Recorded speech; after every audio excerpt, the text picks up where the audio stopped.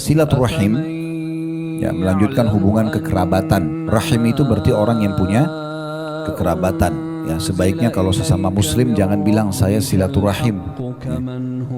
Tetapi saya sedang menjalin ukhuwah, persaudaraan Islam. Karena rahim itu untuk orang yang punya kekerabatan. Nah, kekerabatan ini dibagi-bagi oleh ulama. Ada kekerabatan, Bu, yang dia punya hak rahim, hak kekerabatan, dan punya hak mahram. Mahram artinya tidak boleh kita menikah dengan mereka. Biasa di Indonesia orang bilang muhrim. Jangan muhrim, ya. Kalau muhrim itu artinya orang pakai baju ihram. Ya. Kalau ibu bilang ini muhrim saya, berarti ini orang pakai baju ihram saya, ya. Jadi yang benar mahram. Mahram itu maksudnya terharamkan untuk menikah, nah, atau dinikahi.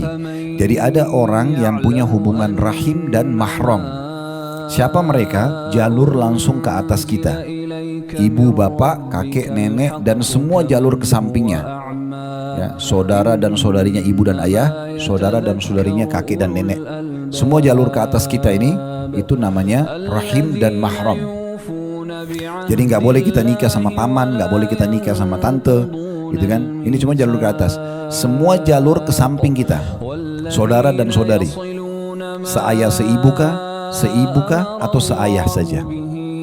Seayah seibu kita sudah tahu kan, biasa kita bilang kandung, ya. Sebenarnya dalam agama ada lagi deh, saudara kandung itu adalah saudara seayah saja.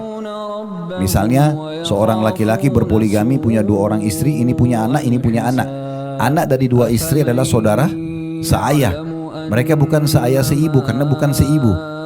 Atau seorang duda bawa anak, dia nikah lagi sama istri keduanya, ya, kemudian punya anak lagi. Nah, anak dari istri pertama yang dia cerai atau meninggal itu kan bukan ibunya, bukan anaknya dari istri yang keduanya. Nah, itu namanya anak sama anak saudara seayah. Ini sama kedudukannya dengan kandung, ya.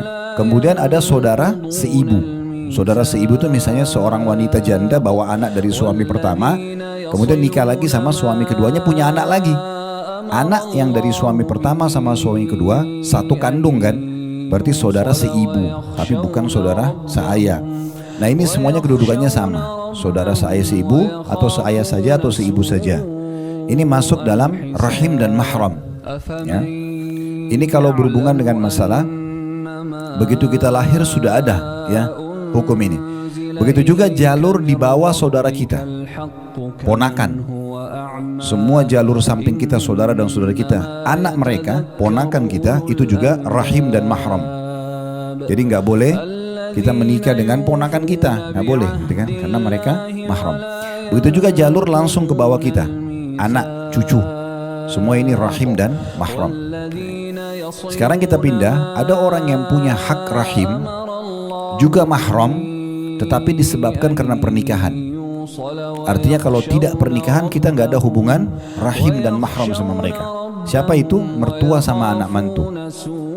Jadi begitu ibu menikah dengan suaminya, maka ayahnya suami ibu itu jadi mahram dan rahim, ya, dan ini abadi. Walaupun ibu cerai sama suami, tetap ayahnya mantan suami itu mahram. Boleh ibu ketemu tidak pakai jilbab, boleh ibu salaman. Jadi tidak ada namanya mantan mertua, tidak ada namanya mantan anak mantu, ya. Jadi dua ini disebabkan karena pernikahan. Jadi punya hak rahim, punya hak mahram. Jelas ya? Terus kemudian ada juga orang yang punya hak mahram dan rahim itu disebabkan karena susuan. Jadi kalau ibu waktu kecil misalnya disusui oleh ibu tetangga, ya, dan sampai 5 kali disusui kenyang, bayi itu sampai kenyang 5 kali, berarti jadi anak susuannya si ibu itu. Jadi kalau ibu itu punya anak laki-laki, akan menjadi rahim dan mahramnya ibu. Gak boleh ibu nikah, walaupun itu bukan kerabat sama kita, tetapi karena ibu sudah disusuin sampai 5 kali kenyang, maka berarti jadi mahramnya atau menjadi anak susuan ibu tersebut. Maka anaknya ibu itu yang laki-laki berarti menjadi mahramnya ibu, namanya saudara susuan, dan tidak boleh menikahnya. Makanya hati-hati bagi ibu-ibu yang misalnya Allah karunia ASI misalnya, itu kan banyak ada donor ASI, ya. biasanya ditampung di klinik ini harus jelas. Ibu harus tulis namanya ibu siapa, nomor teleponnya. Ibu harus tahu nanti bilang sama kliniknya atau rumah sakit ini kalau dikasih ke anak siapa jelasin ya, anak siapa yang dikasih. Jangan ibu kasih 5 liter susu tiap hari, dikasih ke 30 anak. Jadi banyak sekali nanti anak susuannya. Nah, itu. Karena cuma 5 kali minum kenyang sudah jadi mahram. Dan bayi kita tahu satu hari bisa minum 10 kali susu, kan gitu. Nah, jadi harus hati-hati dengan ini. Karena di masa Nabi SAW pernah terjadi ada 2 orang nikah. Begitu selesai akad nikah, baru selesai akad nikah, untung belum terjadi interaksi biologis. Ya, ada satu ibu tua datang lalu mengatakan, ya Rasulullah, ini 2 orang ini yang Anda nikahkan pernah saya susuin. Dua-dua ini anak susuan saya, maka berarti mereka mahram. Kata Nabi SAW, kalau gitu pisahkan. Dan kalian mau bertahankan rumah tangga seperti apa sementara sudah jelas kalian adalah saudara susuan. Jadi tidak boleh.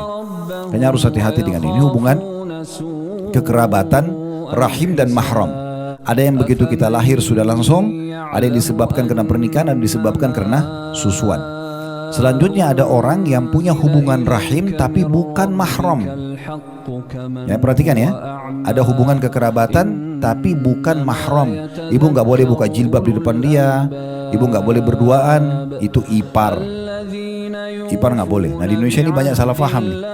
Suaminya berhalangan nggak bisa, lalu dia suruh adiknya antar istrinya berduaan.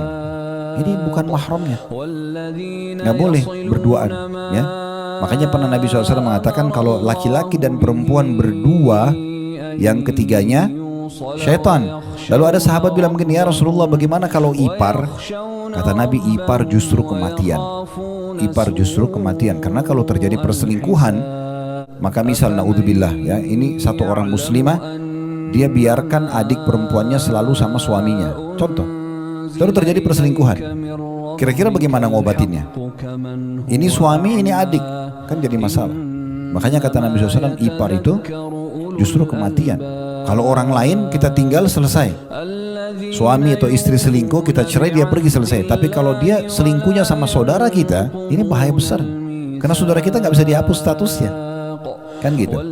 Nah, makanya hati-hati dengan masalah seperti ini. Ya, jadi ipar itu bukan mahram. Berlaku padanya hak rahim, tapi tidak berlaku padanya hak mahram. Sama juga masuk dalam sini adalah pasangan tante dan pasangan om. Ya. Jadi kalau tantenya ibu nikah sama seorang laki-laki, misal adiknya ibu atau adiknya ayah, tante kita. Nah, kalau tante ini menikah sama seorang laki-laki dan ibu ponakan si tante ini, ibu bukan mahramnya suaminya tantenya ibu. Karena kita di Indonesia semuanya kan dipanggil om kan, padahal sebenarnya itu mereka harus dijelaskan dulu omnya siapa ini. Karena kalau om tadi saya bilang dari saudara ayah dan saudara ibu itu mahram, ya. Tetapi kalau pasangan tante atau pasangan om, ini berarti bukan mahram. Karena kalau cerai sama paman kita atau cerai sama tante kita, kita bisa nikah sama dia. Ya. Jadi mereka hanya punya hubungan rahim tapi bukan mahram, ya.